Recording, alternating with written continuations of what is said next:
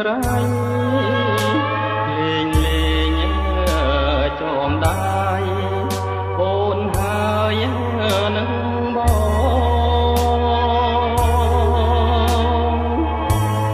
យើងទាំង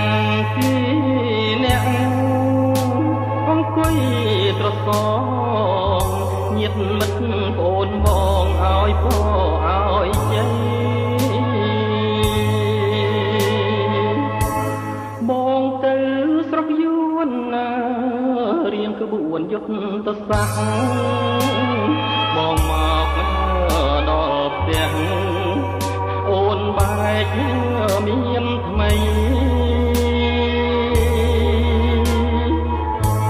អូនយករូបគេជាមន្ត្រីធ្វើមិនដាច់រូបប្តីថានឹងពលសូ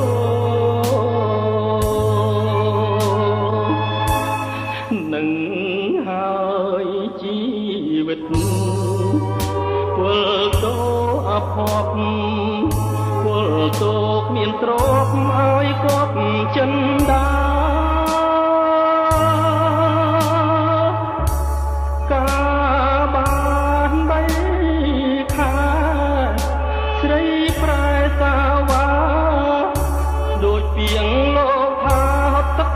សម្លឹងកាង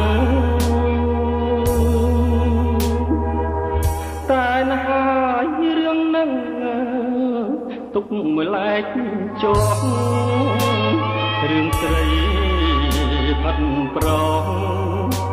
ជារឿងធម្មតា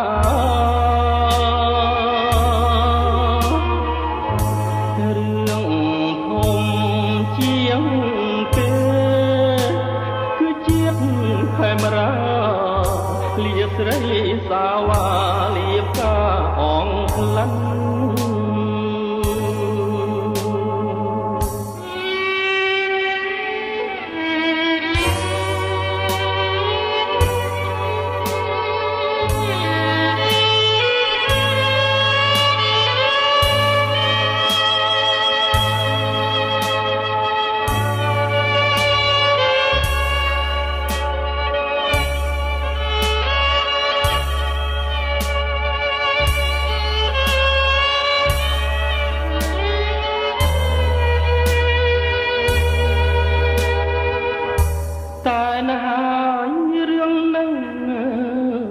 ទុកមួយឡែក